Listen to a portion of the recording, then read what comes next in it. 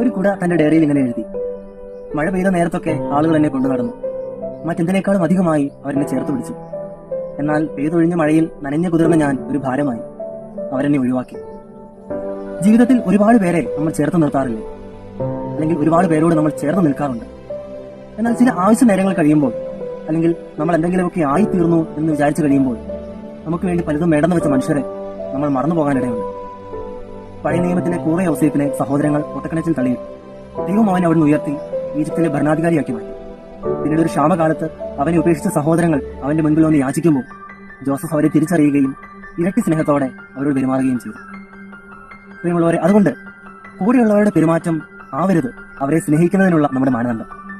വിശുദ്ധ പൗലോസ്ലീഹ കൊറിന്തോസിലെ സഭയ്ക്കെഴുതിയ ലേഖനത്തിൽ നമ്മളിങ്ങനെ വായിക്കും: സ്നേഹം സകലതും സഹിക്കുന്നു, സകലതും വിശ്വസിക്കുന്നു, സകലതും പ്രത്യാശിക്കുന്നു, സകലത്തെയും അതിജീവിക്കുന്നു.